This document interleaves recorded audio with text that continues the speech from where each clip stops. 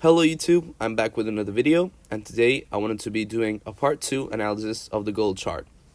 So, as I said in the previous video, I thought that gold would do a nice head and shoulders pattern in this zone before inverting. And what do you know? It exactly did what I said. So let's frame it down in lower time frames, maybe 30 minutes is perfect. As you can see, it did the left shoulder, the head, and the right shoulder over here, going down and inverting. I had my take profits at 1900 over here.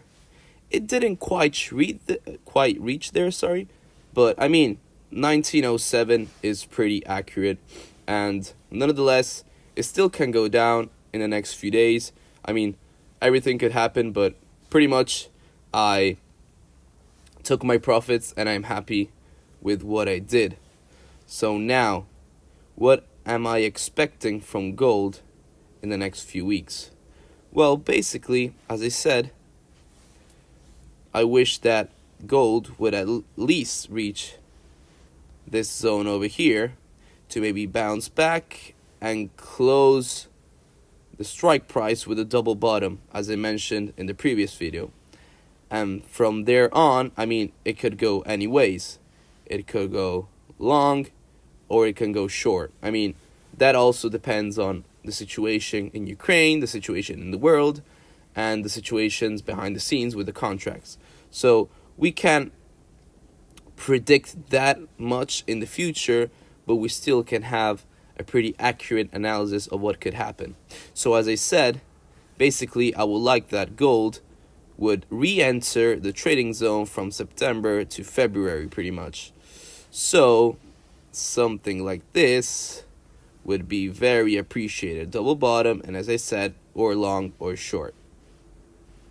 Now, how can you hedge these positions? Well, basically, you can enter spreading. And what is spreading? Basically, spreading is when you buy and sell positions at the same levels. So for example, let's say that you predict that the gold chart is gonna go, let's say, long from now to the next, I don't know, 1 month, 4 weeks, short term pretty much. So if you expect that the gold chart is going at least here, so let's say your minimum is 1800s and your next maximum would be 1900s, you should position yourself in the buy spots at least from here to here to here. And maybe you could hedge here with bigger positions.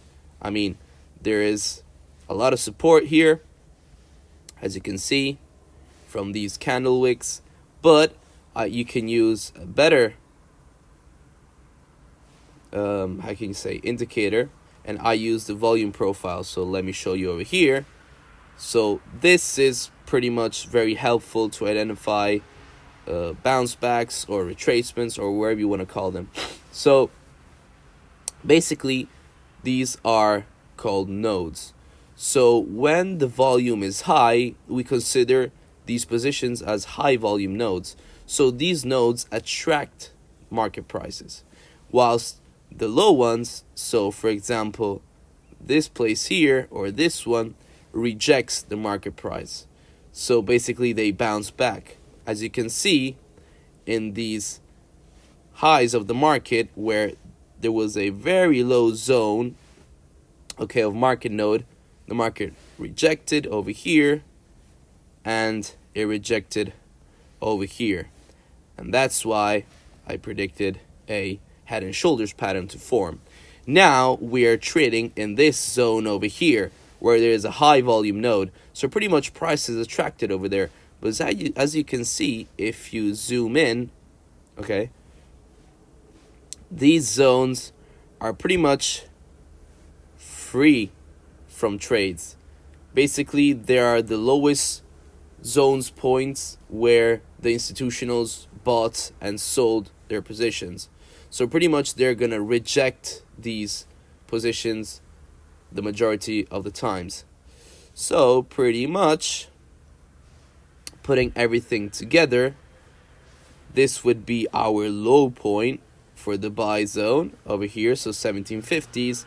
This would be our median point, so 1825. And this would be our starting point. That could be 1900s or 1975. So you could actually schedule some buys from here on, okay? And you would be pretty safe. And maybe stop losses could actually go under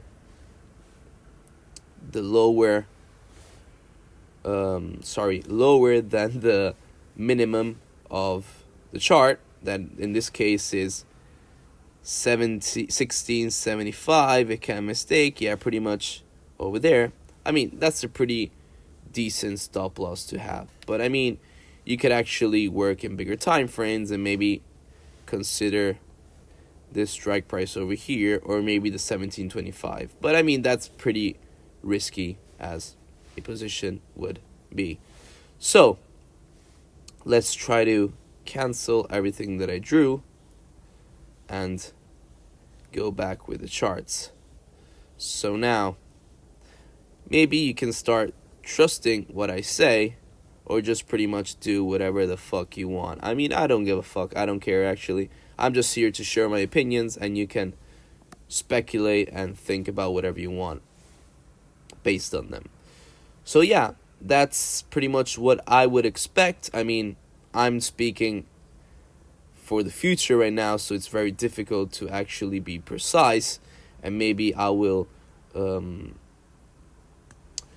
oh my god, how can I say it? I will inform you in the next days if these positions are worthwhile or not.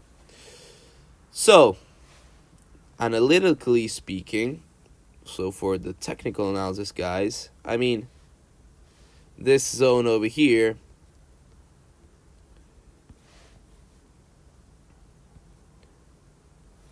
is going to be